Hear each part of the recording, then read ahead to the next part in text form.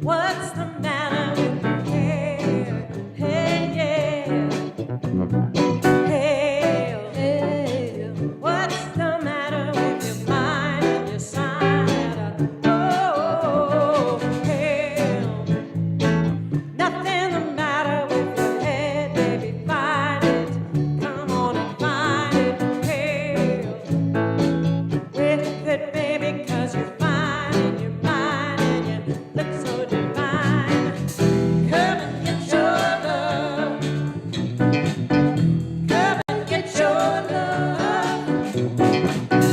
Come and get your love. Come and get your love. Hail, hail, what's the matter with your fear? Don't you feel right, baby? Hail, hail, oh yeah, get it from the main line, all right. I said find it, go on and love it if you like it, yeah, yeah. Hail, hail, it's your business if you want some, take some, get it together, baby. Come and get your love. Come and get your love. Come and get your love. Come and get your love. Come and get your love, come and get your love, come and get your love now. Come and get your love, come and get your love, come and get your love now. Come and get your love, come and get your love, come and get your love now. Come and get your love, come and get your love, come and get your love now. Come and get your love. Come and get your love. Come and get your love. Come and get your love. Hail, hail, what's the matter with you? Feel right? Don't you feel right, baby? Hail, hail, oh yeah, get it from the main line, finding it all right.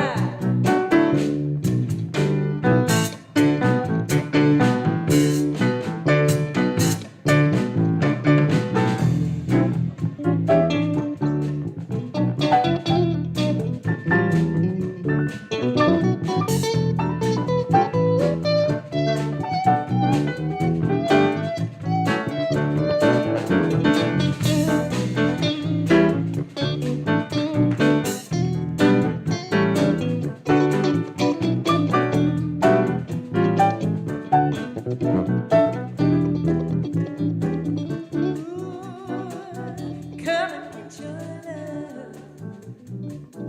Come and get your love. Come and get your love. Come and get your love.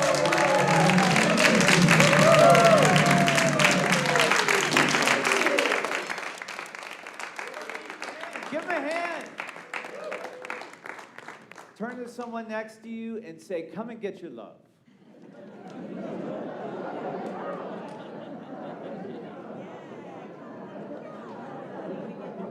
Good morning, Jubilants. We are celebrating Native American History Month, and we're celebrating it today with Yona FrenchHawk. So we're looking forward to seeing. We are in prime leaf peeping season. Oh yeah. Yeah, and you know it. Judging by the license plates. Not judging the license plates, okay? Not judging, but you know, Florida, Texas, Alabama, New York. Everybody loves Asheville this time of year. Every year, Asheville gets a little more disgruntled that everybody loves Asheville. But humans are a migratory species, right? I'm certain after the first few waves of folk that crossed the Bering Land Bridge 13,000 years ago, there may have been some spicy zoning board meetings This is just simply too much for our infrastructure. We just can't handle it, all these people coming across.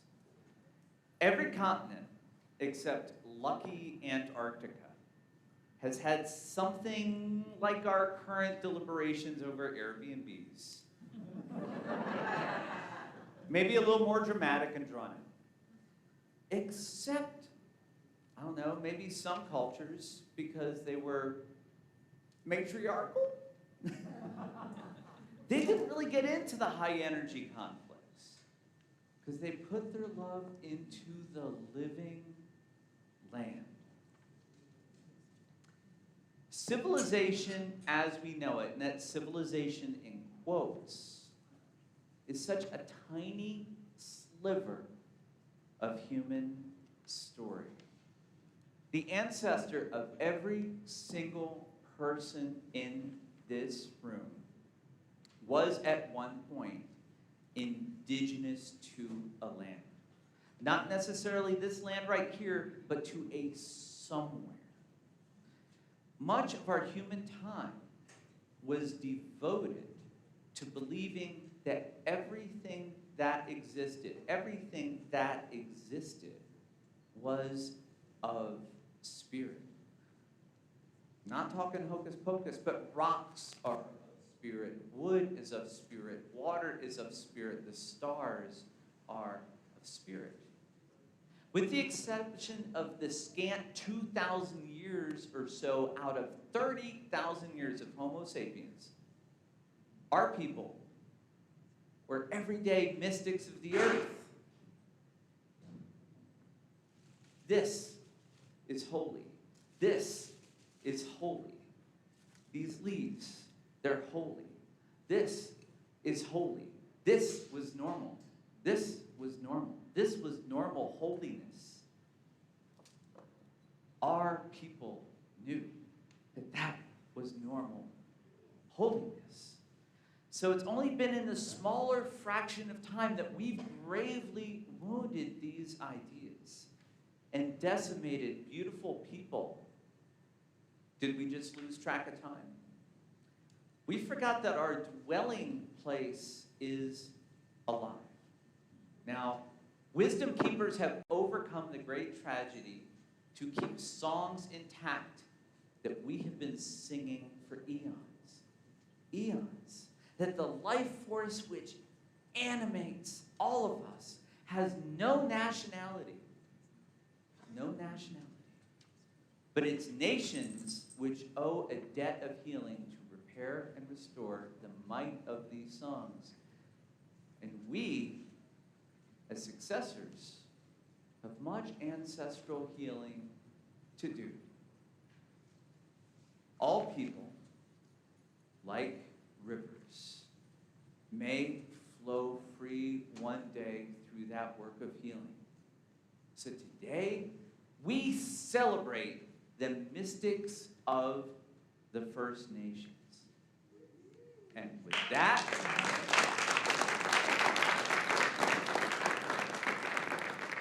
I invite you to stand and sing.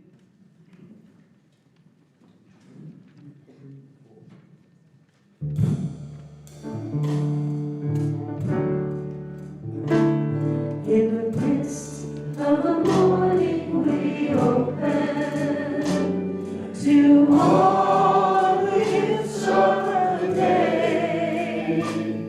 We open our hearts to let it all in and give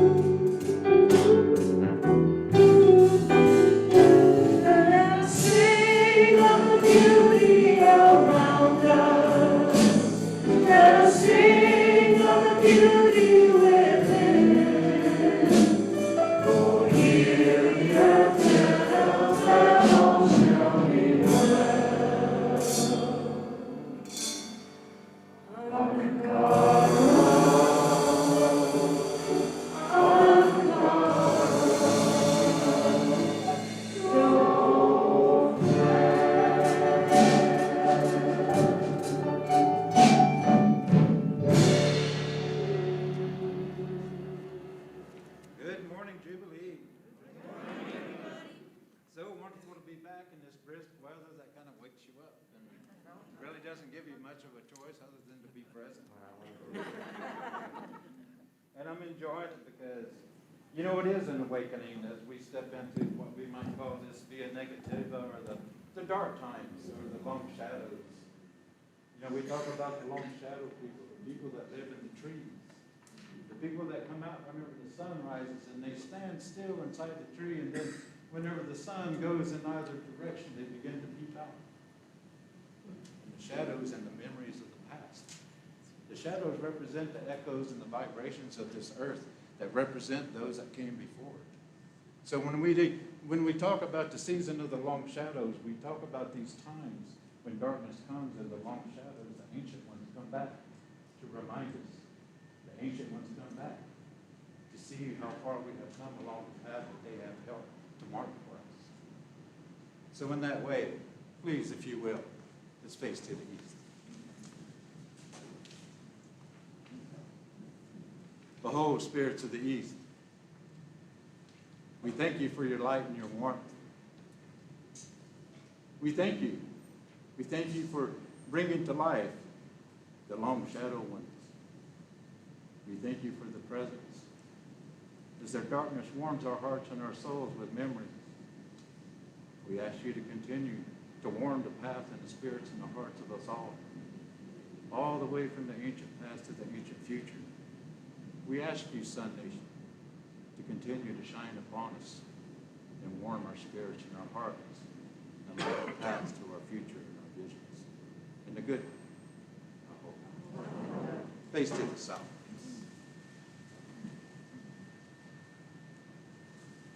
Behold, spirits of the south. Good morning. We thank you. We thank you for the frosts, and we thank you for the reminders of all the living beings of the water nations. We thank you for your glory and your might. We thank you for the rivers that flow and the rains that fall, and all the cloud people and the thunder beings that accompany them. We thank you. We thank you for being the voice and the vibration of those that have come before, to sing the songs for all of those that come in this time to pay honor to life. We ask you to continue to nurture us in a good way. Face to the west.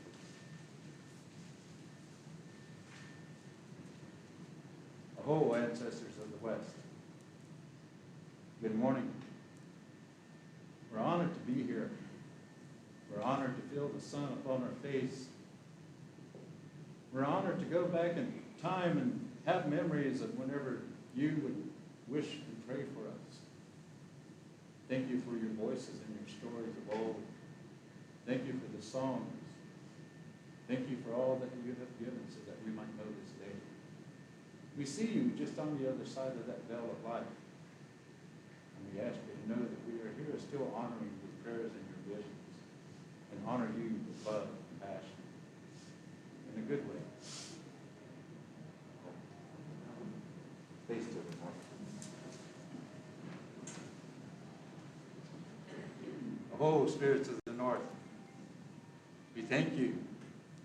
We thank you for the music that comes to us from distant places.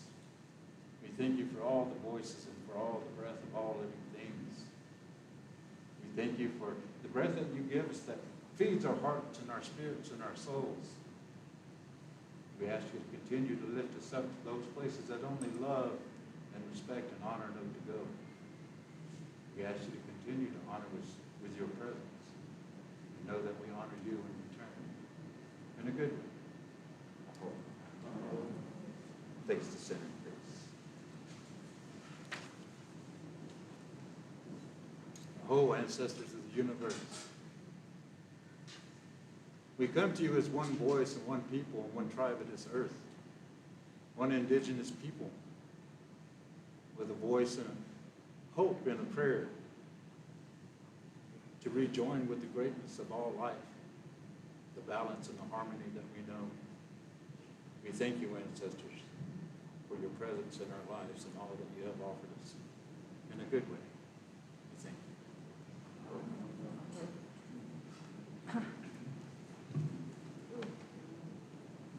Thank you, Yona. And as we sing our opening song, I invite you to feed the hungry.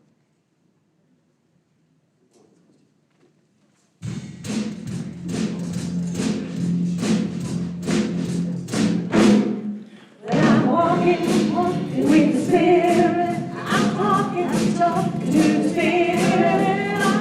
I'm leading from the Spirit, and I'm turning to the Spirit. I'm growing in the Spirit, and it's showing through the Spirit. I'm walking in the Spirit in front of me.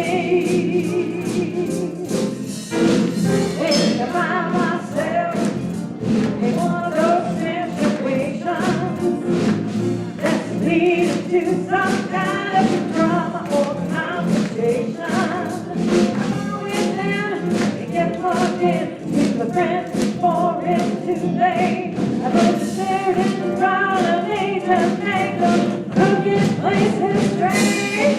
I'm walking with the Spirit. I'm walking with the Spirit.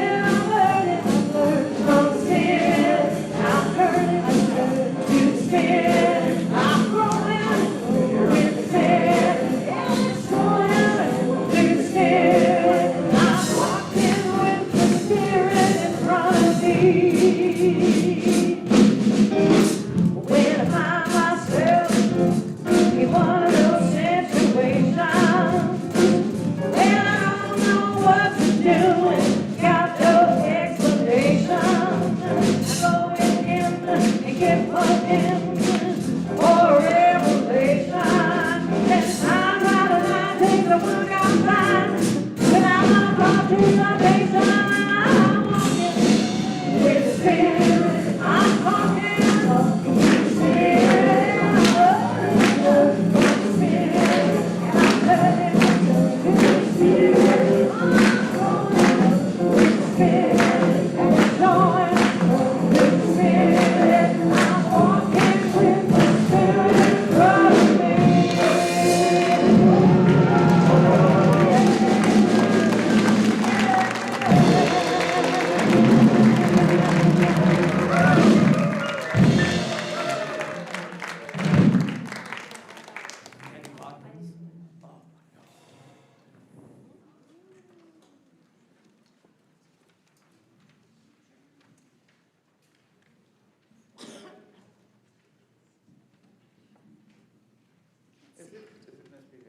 Yeah, it is. It's on now. Okay. Hey, so just a couple of things. I can talk about Laura today because she's not here. She's done such an incredible job of leadership for us through this past year and a half.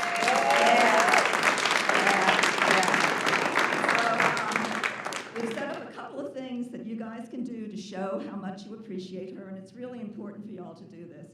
So we have the tribute video. It just takes 60 seconds at the most. You just click a button and you can just talk to her through your computer and save the video. And it's real simple. Huh? What? Or your phone, it's true, yeah, you could use your phone. Or your smart tablet or whatever you have, yeah. And also, if you don't want to do the video, you can send me a little message for her. And I'll put it on a web page for her. So the web page will have the video, the link to the video, and all the quotes on it. So that's all on the very home page of our website to find that, and it's also right here in the announcements. So I hope you all will do that. It's a really good thing to do. Wednesday at 7 p.m., Laura's going to host a community Zoom meeting to reflect on her work here and our path forward. And that Zoom link will be in the actually, we'll send out an email that day, an e-blast that morning with the Zoom link in it. November 30th at 6:30 p.m., Braver Angels and the American Association of University Women are offering a free online workshop on how to have respectful conversations with folks that you disagree with, whether it's political or whatever, but ways to do it respectfully and so that you can listen to each other and maybe learn from each other. There's also a link on the homepage for a Rethinking Thanksgiving Toolkit, which has a lot of thought-provoking information about the history of Thanksgiving and things that we can do at the Thanksgiving table to maybe celebrate Thanksgiving in a more respectful, beautiful way. let's see, the name tags. So, you know, we've been using that carousel for the name tags, which has gotten really full and takes a long time to find your tag. So we're going back to the screen system. So when you take your name tag off today, please put it on the screen, not in the carousel. And that way we'll start filling that screen up with the name tags. Let's see, one other thing is keep the chairs up because they're pretty much in the places that we want them, and we're pretty much at max crowd right now of what in COVID time we think we can safely have here in the Celebration Center. So the next announcements are going to be Maureen Linneman is going to talk about Build Back later, and then Michelle Smith is going to give an announcement about the board.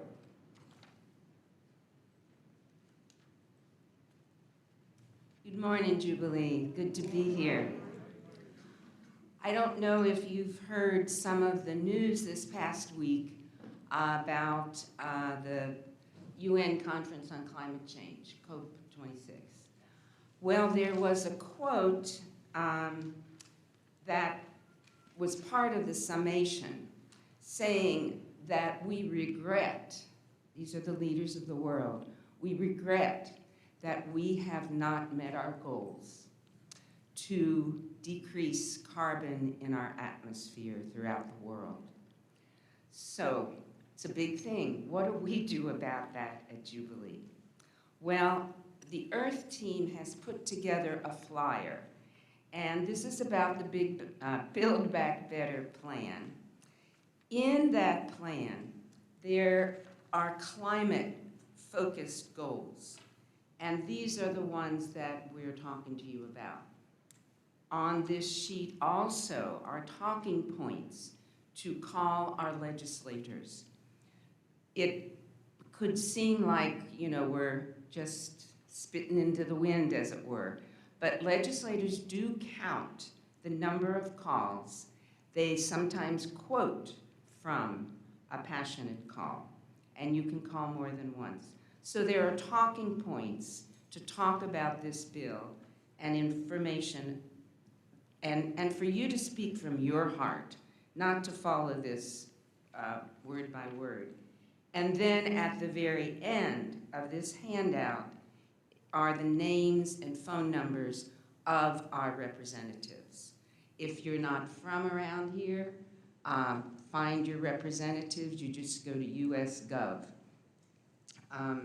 We hope that everyone here will take one of these.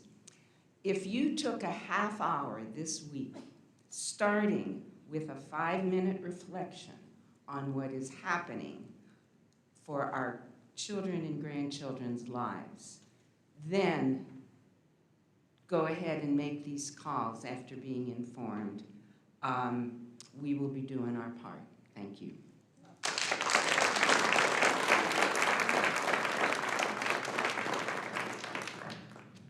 For all the children, every species, everywhere, forever. Hey, I'm so, my heart is full to see so many people in this room. I'm Michelle Smith. I am the interim board chair-ish kind of person right now. And the board has been working hard. I want to just acknowledge, like, this congregation and this board has been, it's like walking uphill in the fog. And every step has been a victory. Every step has been hard, worked for, and is a victory. And we've got more to go, where the fog is just a little clearer. Part of that clarity came, I read the summary from the community conversations. I couldn't go because I had weddings, but I just read the summary and I was just like, yes, the clarity that gives the board. We're going to be taking that into a board retreat, a board and staff retreat, early December. And adding to it the perspective and the lens we have from operations, from the infrastructure piece of what we want, all organized around our values and our mission. That work is coming. That's going to give us a bunch more clarity on plans, how we're going to bring back teams, all the things you want, we want for us too. And so I just am celebrating today how much ground we've gained and that we are getting clarity. Nobody still knows what's happening in the spring. I don't even know in my own life. I don't know if y'all been watching the astrology. Anybody watch the astrology? It's grim. It's not that. There's bright spots, though, and we're working through it. Okay, that's one thing I wanted to talk about. The board meeting is tomorrow night. November board meeting is tomorrow night, right here, 6 o'clock. Our board meetings have been long because we've been having to do design work before we can even make decisions. Like, we have to step back and do some stuff, and so that's, again, walking uphill in the fog. Tomorrow, a lot of it is going to be dedicated to a lot of what's going to happen on November 17th in Laura's video. So if you don't want to come, a lot of it's going to be Laura giving a download to the board, her reflections and insights. You're welcome. And that is also going to be on November 17th. So tune into that and do go do your tributes or messages to her because, oh my God, the right person in the right time, right? So that was that. I feel like I'm forgetting something because I didn't write it down. Board meeting is the most important thing. Board retreat is coming up. We'll be moving forward. Oh, we've been hiring people. So y'all know we've got people in place. I know, it's awesome. Bruce and a bailiff and a bookkeeper. Yes, oh my God. And we're at the board meeting tomorrow, you know what? We're gonna have real financial reports that we can actually, I'm gonna kneel and kiss the ground when I see these, because you can't make decisions till you have the story. Is that correct, Yona? You cannot make decisions till you know the story, right? These financials are a part of our story, and it's a lens in our story. It's so important. It's so great. And then finally, Sunday services coordinator. We have not hired that person yet, but we have done interviews, we have gotten insights, we will have that person soon, and we will have more clarity on how we're okay for the next little bit, and it's coming. We're gonna know what to do and how we're gonna do together in the Jubilee way. And y'all's community conversations actually informed that a lot. So stay tuned for that, but just know we're on it. Okay, that's all for now. Thank you.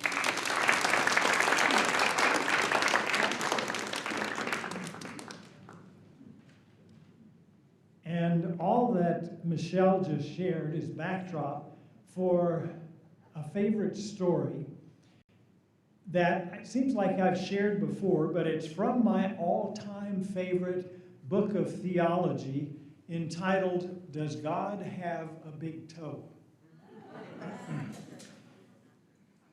Before there was anything, there was God, a few angels, and a huge swirling glob of rocks and water with no place to go. The angels asked God, why don't you clean up this mess? So God collected the rocks from the huge swirling glob and put them together in clumps and said, some of these clumps of rocks will be planets, some will be stars, and some of these will be just rocks. Then God collected water from the huge swirling glob and put it together in pools of water and said, some of these pools of water will be oceans. Some will become clouds. Some of this water will be just water. Then the angel said, well, God, it's neater now, but is it finished? And God answered, nope. On some of the rocks, God placed growing things and creeping things and things that only God knows what they are. And when God had done all of this, the angels asked God, is the world finished yet? And God answered, nope. God made a man and a woman from some of the water and dust and said to them, I'm tired now. Please finish up the world for me. Really, it's almost done. But the man and the woman said, we can't finish the world alone. You have the plans, and we are too little. You're big enough, God answered them, but I agree to this. If you keep trying to finish the world, I will be your partner. The man and the woman asked, what's a partner? And God answered, a partner is someone you work with on a big thing that neither of you can do alone. If you have a partner, it means that you can never give up because your partner is depending on you.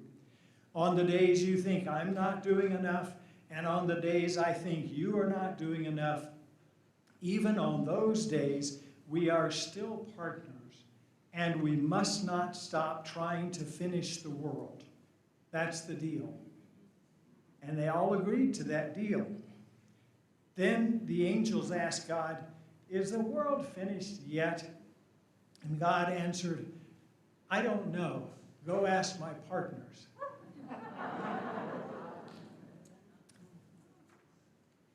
And isn't that where we are in Jubilee? We are partnering with the holy to build the next generation of this wonderful, wild, crazy Jubilee community. And in so doing, we are partnering with the holy to build our world. Oh yeah.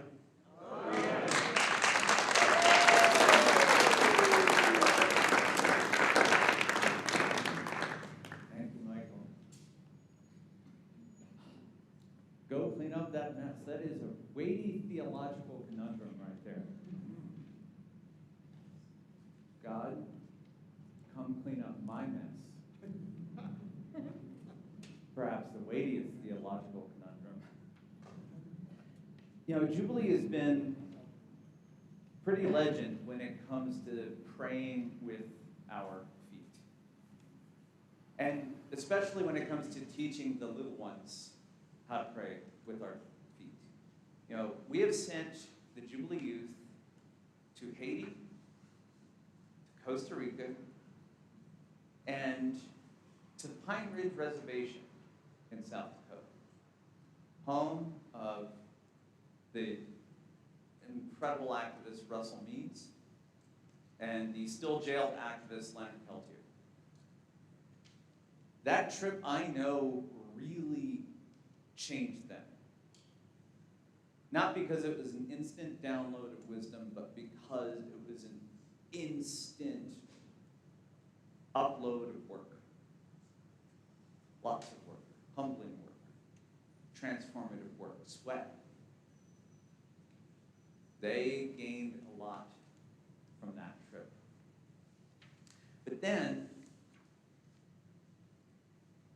I have found, from talking to many youth, especially youth that have been troubled, when you send them out into the woods,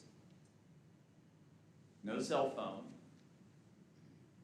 maybe when you send yourself out to the woods with no cell phone, no watch, you are in that matrix of nature as it is, as you are, removed from nationality, removed from tribe, removed from language. An instant download of wisdom, hearing nature's call.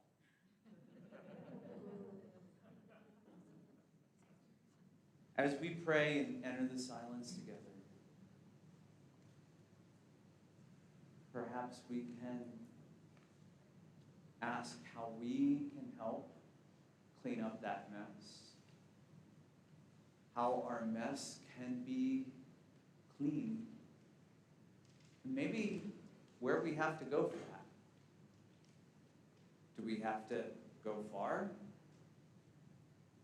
Or do we just need to take a walk? I invite you to pray. Yona will be at the Western Wall. If you are online, please enter your prayers in the chat. Someone will attend to them.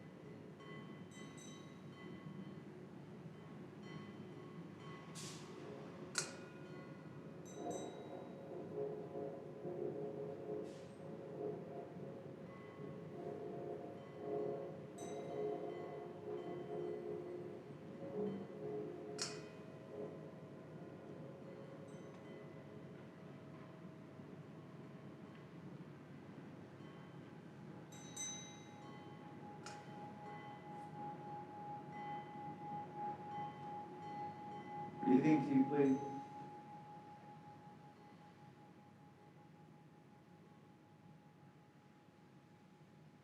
Receive these prayers, Holy One,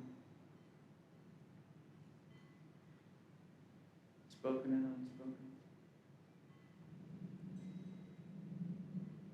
The prayers of our heart and the prayers of our feet.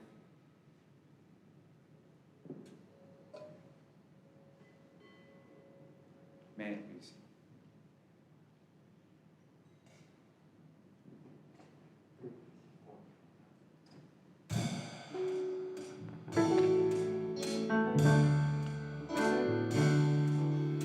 All shall be well. All shall be well. All manner of things shall be well. All shall be well. Share holy peace, everyone.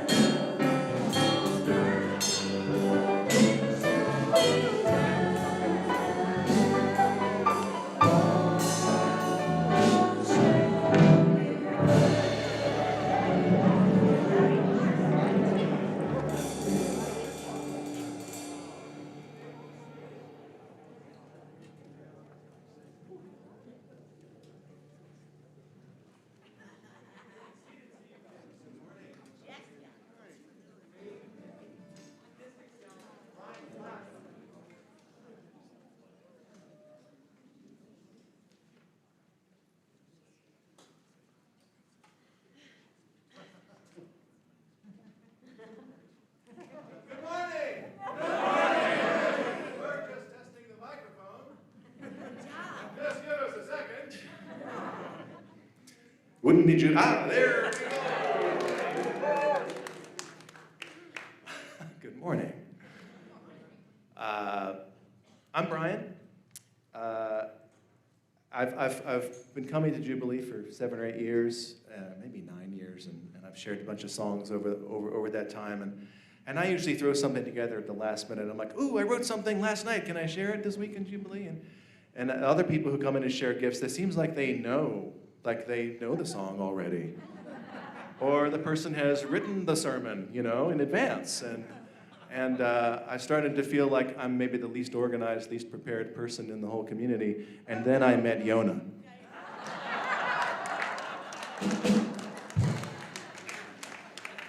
So we've been kind of communicating-ish via email and text over the last couple of weeks. And I finally figured out a few days ago what it was he kind of, sort of, maybe wanted, but it was still kind of up to me to make up my mind.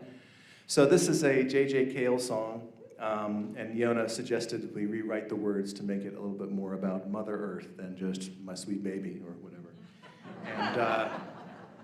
And so that's what we're doing this morning.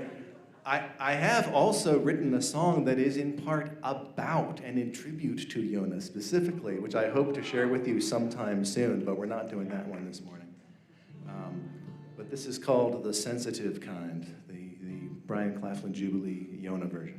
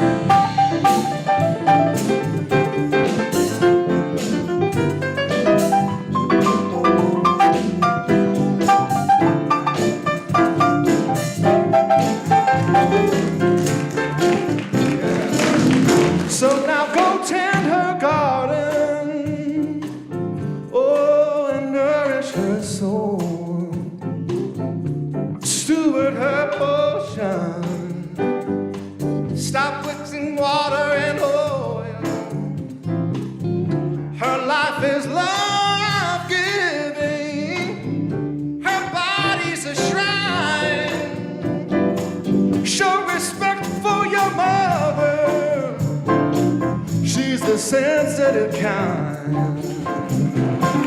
Yes, her love is life-giving, and her body's a shrine. Show respect for your mother. Oh, she's the sensitive kind.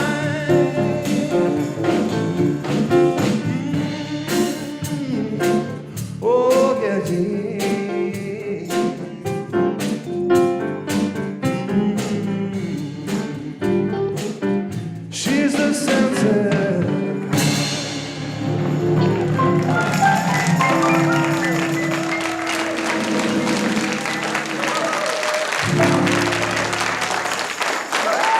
Thank you. How about this band we have up here?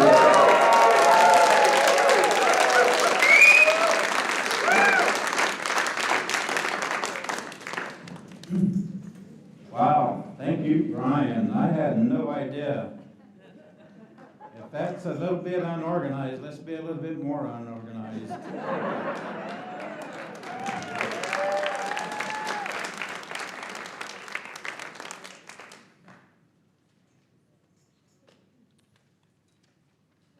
Jubilee, please hear these words. Who will find peace with the lands? The future of humankind lies waiting for those who come to understand their lives and take up their responsibilities to all living things. Who listens to the trees, the animals, and the birds, and the places of the land?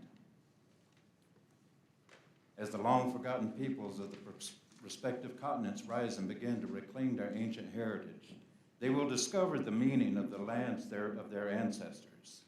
That is when the invaders of the North American continent will finally discover that for this land, God is red. By Vine Deloria. From Winona LaDuke, a Green Party vice presidential candidate, also Native American woman.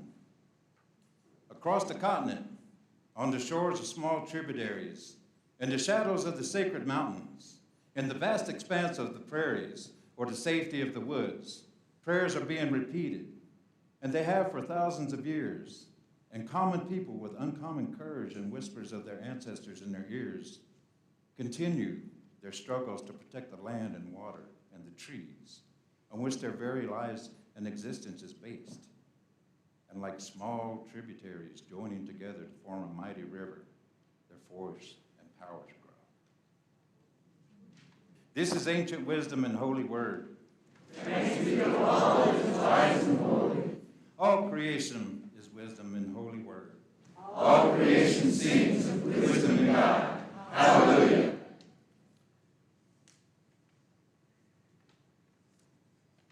Jubilee, I would like to welcome you this morning into a moment in my life and a really, really deep gratitude to be able to share in this time.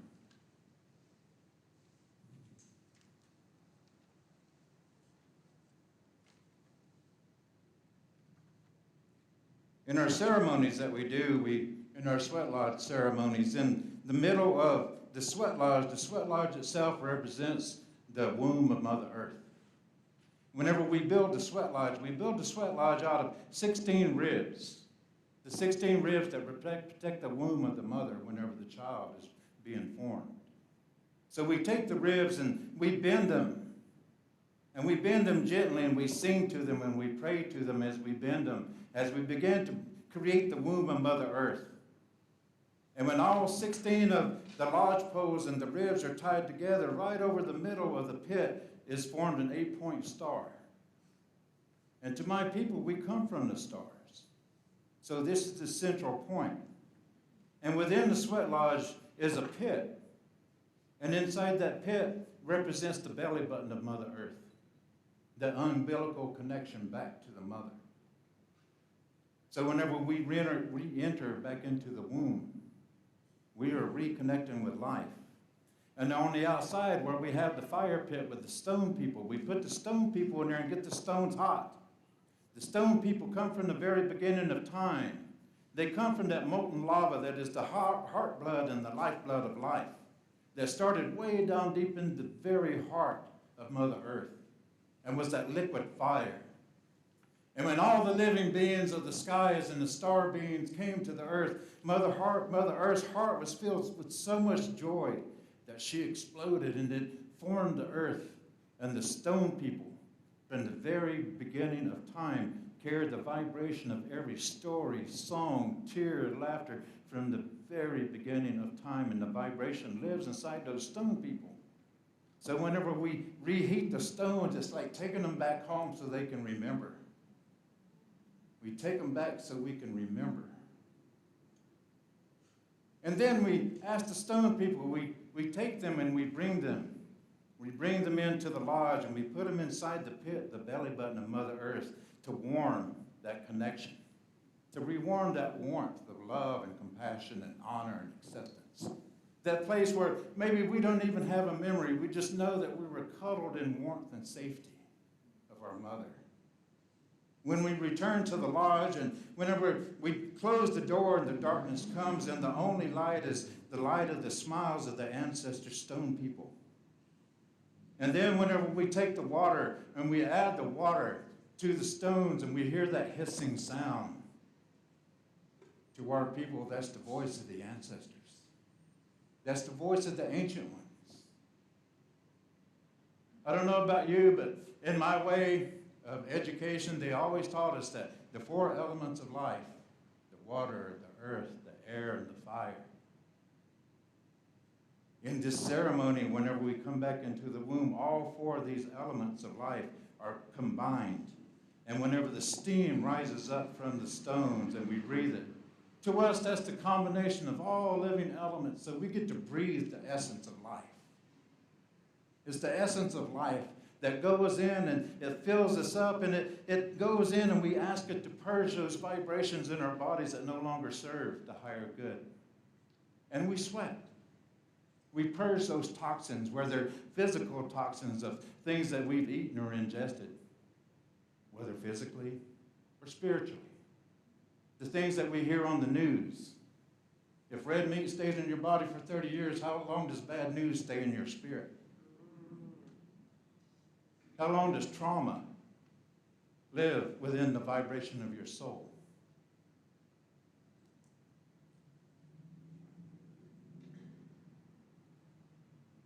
In this time of Native American History Month, as far as I know, that's as far as I can go back in our histories. That's as far as I can go as whenever the stars came to the earth. Not much is written about that time. Much of what we remember from that time lives inside of us.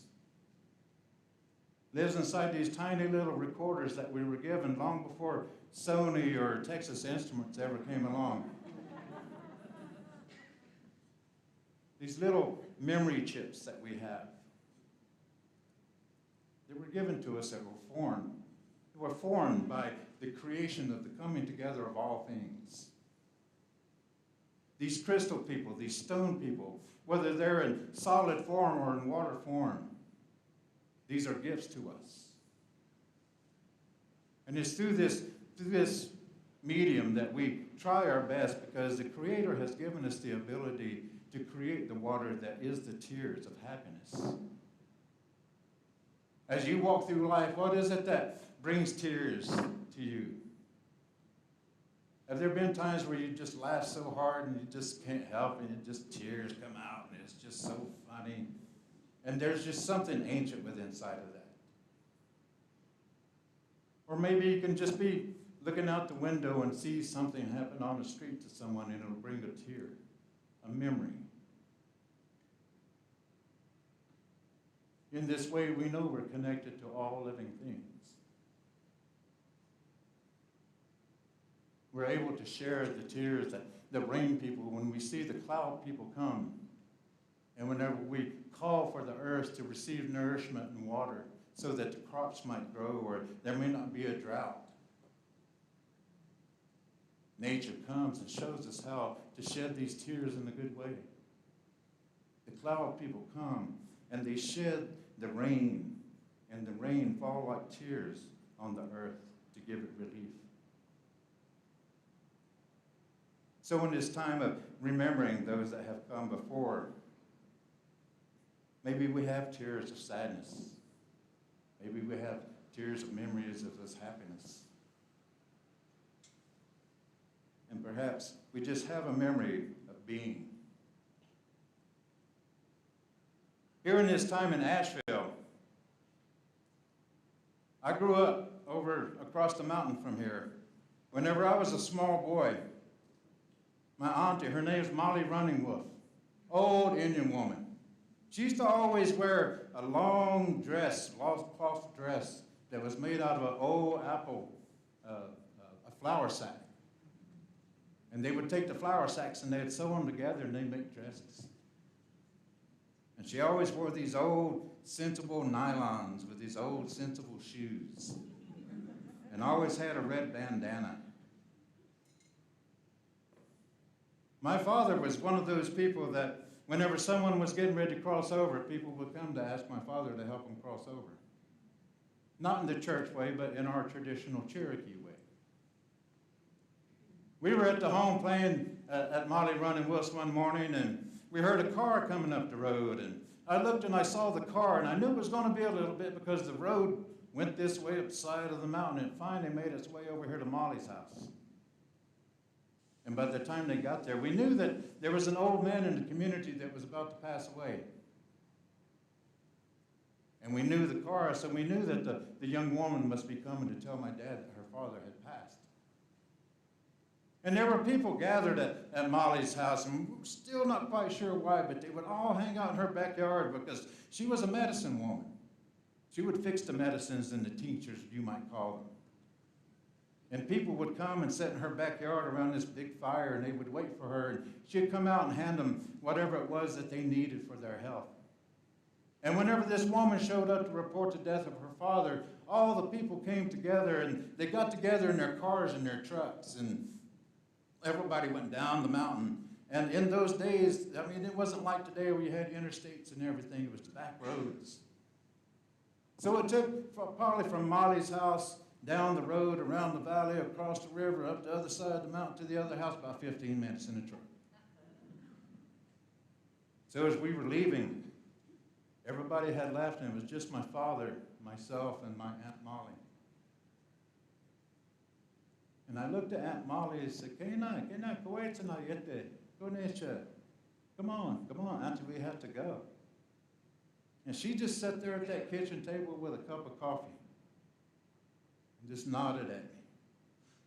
And my dad touched me on the arm. My dad and I got in the truck with Aunt Molly sitting in the kitchen with her coffee. We drove down the mountain. We went down the road and went over the river and across the dell and through the woods, and we got to the other house and we walked in. There was Molly sitting at the kitchen table with her cup of coffee. We talk about going into the mystic. Whenever I hear mystery, whenever I hear mystic, when I hear stories like that, it's not so mystical. Because I grew up in these mountains. I grew up in a culture where these things were common. Where it wasn't, we were so accepting and in tune of what was being presented to us. Knowing that there were stories out there somewhere if we listened enough. Some people would say, oh, the old ones that knew those stories are long gone. No, they're not, my grandfather would always say. You see that apple tree right there? I bet it remembers. How about that oak tree over there? I'm pretty sure he remembers quite a bit. Perhaps we should go ask these people what their memories are. And that's when I began to learn that I could pick up a stone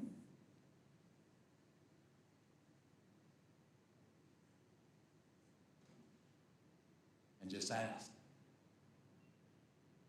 who are you? What do you know? Tell me a story. How many of us have ever taken the time just to hold something and just listen? Listen for a story. And whether it's the stone that tells the story, or maybe it's the stone that is the weight that triggers something inside our spirit to a memory. Maybe it's like mashing a button. Have you ever heard the saying somebody's really good at pushing your buttons and it evokes some kind of emotion from you? Maybe it's these kind of triggers that push those buttons for us. Not to annoy us, but to reawaken something. Maybe as each stone comes and we ask each one, maybe it's just the gesture of holding it that gets the story to being told. People talk about UFOs. Man, you talk about mysterious. Whenever I was 12 years old, my father gave me a brand new .22 rifle. He couldn't tell me anything. The only thing about my birthday and getting this .22 rifle was it was the first day of school. So the first day of school, I had my brand new .22 rifle, and I'm thinking, I really want to go up in the woods and shoot. I don't want to go hunting, I just want to go shoot my rifle. So in my 12-year-old mind, I figure out a way to do this. I leave my bedroom window unlocked, and I take my rifle and I put it up against the window with my box of shells. I grab my books and I walk out to the bus stop, and when the bus comes, I go hide in the bushes. Whenever the bus left, I came out of the bushes and I went over to the house and I slid open my bedroom window. And I grabbed my rifle and I grabbed my shells and I started to make my way up the mountain. Now, right where I grew up over in Cherokee, there's a river behind our house, Soco Creek. I call it a river because as a kid it was a river, but as it got bigger, it got smaller, so it became a creek.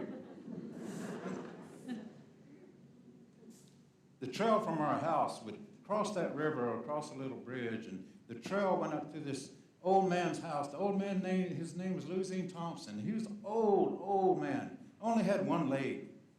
Had one of those kind of like tree stump crutches, not the hospital types, but just like, wow, this piece of wood looks like it'll work. And he had a crutch like that, but he didn't have a left leg. So that trail went right through his front yard and around the back through his backyard, and then it went up the mountain, old logging trail. So I'm traipsing along with my gun, and I come up to his front porch, and he's sitting on his front porch, and he looks at me, and he, Yona Guska, go it na isin la uta na washan yaka. He said, today is not a good day to go up on the mountain. He said, you should turn around and go home. He saw that look on my face, and he said it again, more stern. Go home. So I turned around, went back down the trail. Instead of going home, I cut down the river a little ways, and then I cut up the mountain through the thicket, because I was going up on the mountain to shoot my rifle. As I came up on the trail, I finally came up on the trail that I wanted to be. And right up there about midway through the mountain, there was this clearing area up there where my mother and my elders used to always say that that's where the little people, the spirits of the mountains, the children spirits that watch over these mountains, they would come and do ceremony. And that's why no grass or any vegetation would grow on that area, because at nighttime, whenever the moon would come out, the little people would come and dance and celebrate. So we were always reverent about this. Whenever, even as kids, we'd walk around it. We knew that was like Grandma was in there taking a nap, and you didn't bother Grandma. I was walking around, and I just felt something. And the wind picked up. And I looked across the clearing, and standing over there by the tree was that old man, leaning on his crutch. And he told me again in Cherokee, Yona, go home. I told you, today is not a good day to be up here. Go home. Now, 12 years old, whenever I ran, there used to be deer that would line up to watch me run because I ran so fast. Buddy, I ran down that mountain, down that trail. I didn't care if anybody saw me. I ran down through his backyard and went around in front of his house.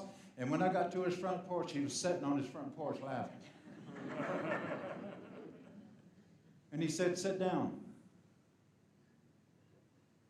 He said, in 2 days, I'm going home. And my people are up here on the mountain preparing my journey. So today is not a good day, Yona, to go on the mountain.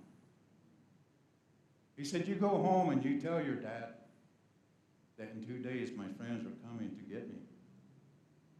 You'll know what that means. I'll do that, but you know what that means? I have to admit that I didn't go to school today. If I tell the truth here, it's going to lead to more questions. So whenever I got back to the house, my mom already knew, mom being mom. I walked indoors, she figured as much. Matter of fact, she's actually been the one that left my bedroom window open.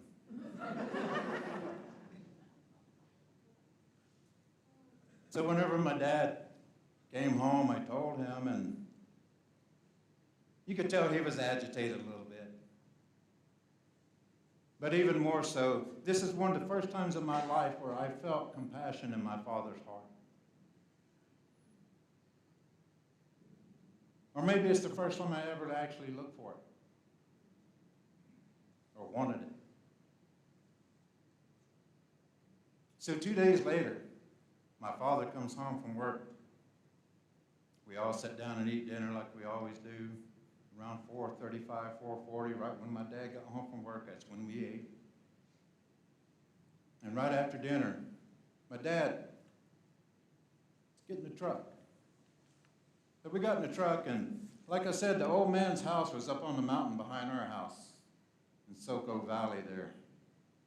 My dad got me in the truck, and we drove across the valley to the opposite side of the mountain where there's an old family cemetery about the same level as the old man's house.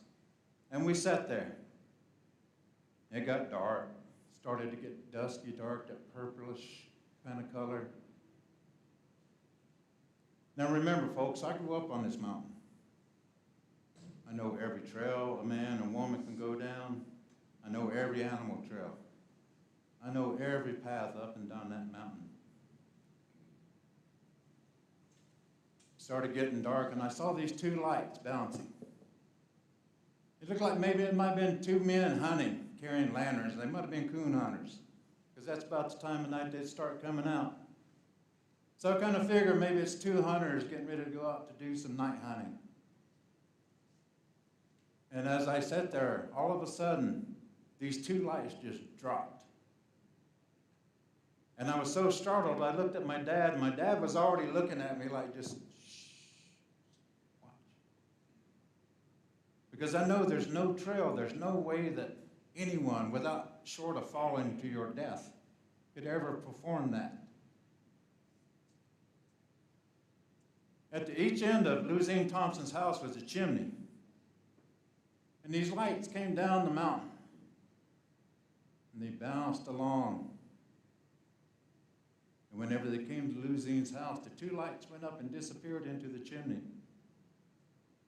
And I looked at my dad, and without saying anything, he just gave me that look like, keep watching. In my 12-year-old mind, didn't have a watch or anything. It might have been half a minute, maybe a minute.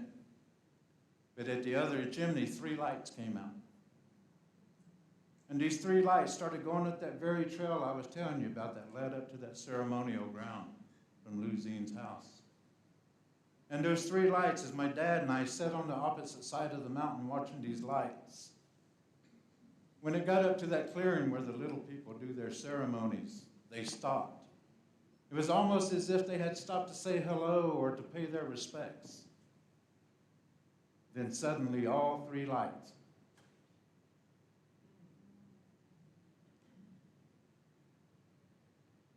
And I looked at Dad. And Dad just looked at me, smiled a little bit. Well, he's gone home now. And that's all that was said. Luzine Thompson's body was never found.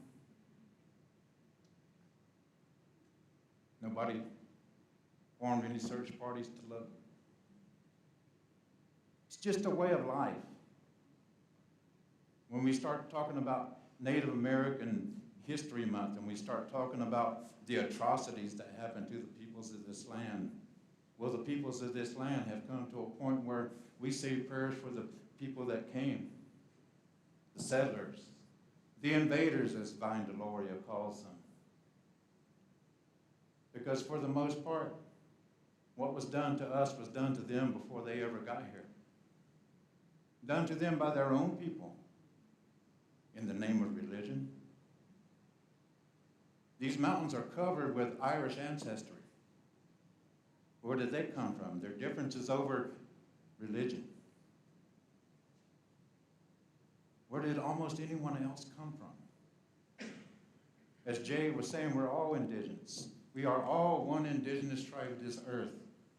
And as we come back into ceremony, as we come back into sacred space, and as we center ourselves, whether we go into the future in a clockwise motion to move forward, or whether we go back and remember. Let's remember that we call upon this energy in this time where all the resources of Mother Earth are being drained. And thank you, Brian, for that song of the adaptation, because our mother is sensitive. And if we keep taking and taking and taking without giving back, this is all that's going to be left. It's a place to pray for what once was. So maybe we can just draw a blank on blank History Month. How about indigenous peoples' memory of life? Not just a month, not just a day, but with each and every breath. How can we restore that we know? How can we bring back the old ways? How do we create new ways for the old way? We know it's there, don't we? Maybe we don't know all the answers. Can we at least offer the best of what we have or what we do know? And we're moving into the mystic. Isn't it better to not know and learn than to think you know and go try to imply that on what comes next? Hasn't that been going on for too long? Will we be having all these holidays and these memory days, these memorials, whenever every day can be a celebration of those memories? What is your history? In this time, whenever we're talking about what is our history, Native Month, let's not even put American in it. Because there's a lot of people in my world that when you say American, man, you've already lost them in that conversation. Is there a kind word to say that includes all of us without anyone being offended? Can we really go back in history? Just like Jay was saying, before the human mind came along, before all these philosophers, before all of this idealism and separation, there was just the wind and the water and the grass and nature. And the sun came up and the grass knew what to do. The trees knew to grow. Something inside the plant life said, yes, yes, me, pick me, pick me, pick me. Grow to the light. And in some ancient way, isn't that what we all have inside of us? Whether we're a mushroom or a root, whether we're a tree or a rock or a salamander, a duck-billed platypus, and you can't tell me the Creator doesn't have a sense of humor by looking at the duck-billed platypus. But the beautiful thing about duck-billed platypus is they have no natural predators. And just be yourself. Like our friend Bennett here once said, you know, hey, let's all take a walk on the wild side because everybody's invited. Take a walk on the wild side of life. That wild side that is nature. That wild side that is that very primal instinct that we all have to grow toward the light. At least I do. Do you have it in you to grow toward the light? This little light of mine, I'm gonna let it shine. That's not a traditional Cherokee song, but we sing it. And we sing the other songs that talk about the light, that talk about the warmth. Whenever we call the directions and we look to the east and we call the beings of the Sun Nation and the Light Nation to come to us. And we join that with the effort to look to the south to honor the people and all the beings of the water nations. And then we look to the west and we ask those ancestors of all those that have come before and even of the memories of those to come to be with us in this time. And then when we look to the north and invite the wind to take all of this and stir it and mix it together, just like whenever we take the water and pour it on top of them rocks and it begins to offer this that sacred breath. that very sacred breath that when we inhale it, it goes inside our body. It's like taking a drink of water, just knowing that you're going to quench your thirst. Breathe in that knowledge. Breathe in that knowledge so it can go in and purge out all of those things that don't serve your desire and journey to that path of knowledge. Any obstacles that might be in your way. Can we put aside the individual histories and the sad stories and live one memory? Because that's how it started out. It's one vision for oneness in life. And that's why in our prayers we say, for as long as the water flows and the grass grows and the wind blows, let us all be as one. Let us all be in harmony. This has been a nation for how long? A couple hundred years. In 500 years. Let this be the memory and the history that our children tell of how we as a people, as a community, came together to further the dream and love and honor and compassion of our ancestors. What did we do right now to create the history that will be told by our next generations? What will you do, Jubilee, right now to write your page in that history?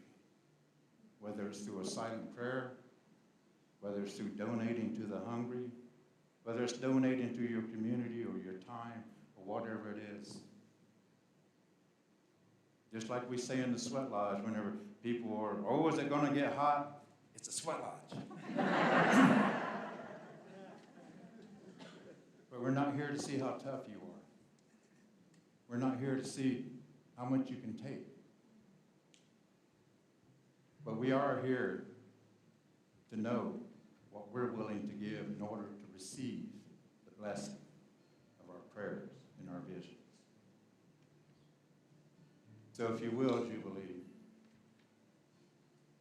accept my thank you from not only myself, but from my people, the Cherokee, people of this land, of these mountains, the mystery that comes with them, the new mystery that's going to come whenever we get over what we think we know. And I'll meet you there. And we'll start writing that history together in a good way. Because she is sensitive, just like we are. I hope. Rose in the garden,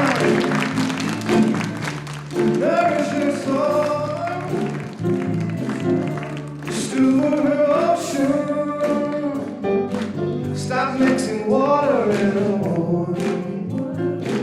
Her love is like healing, and her body's a shrine. Show respect for your mother. She's a sensitive kind.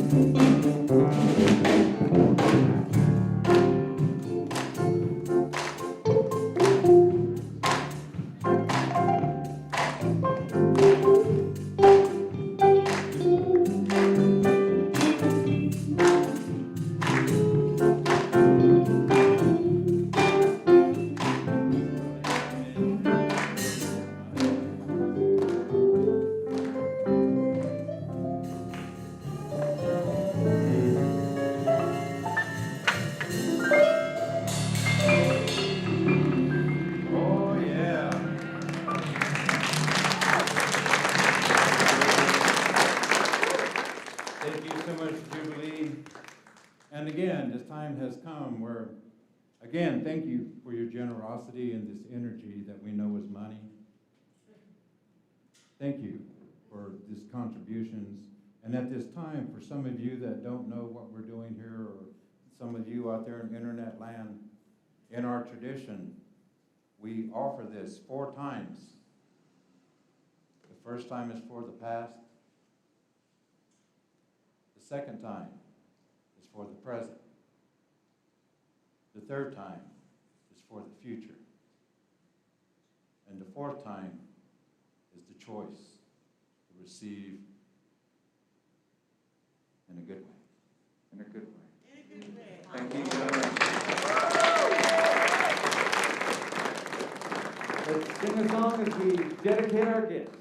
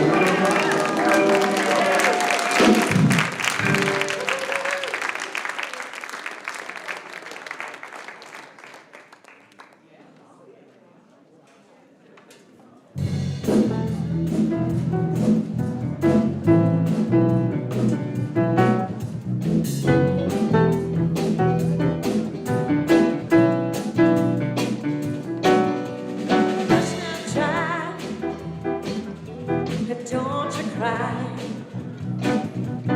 Your folks might understand you by and by. Just move on towards a destination. But you may find from time to time complication.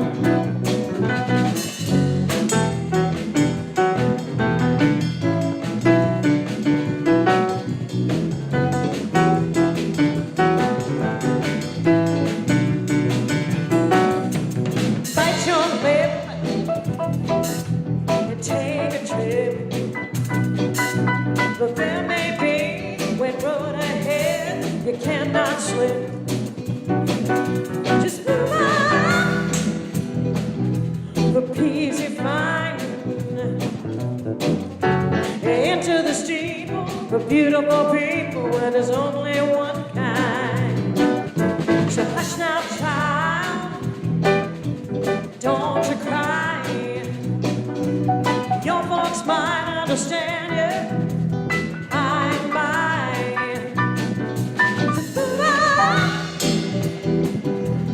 Keep on wishing. Remember your dream is your only scheme, so keep on pushing.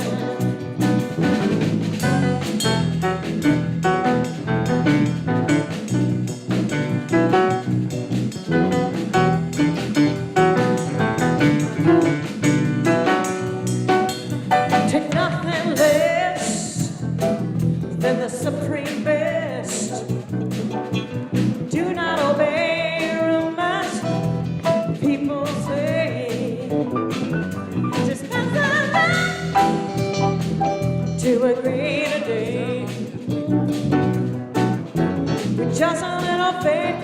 put your mind to it, you can surely do it.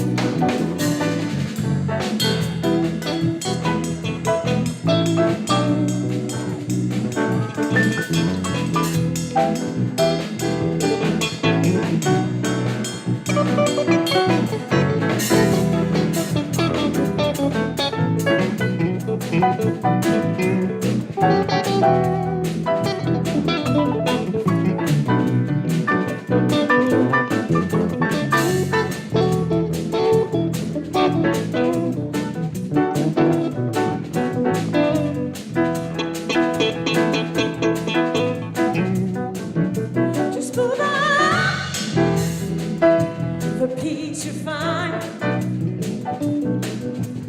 Into the stable of beautiful people where there's only one kind.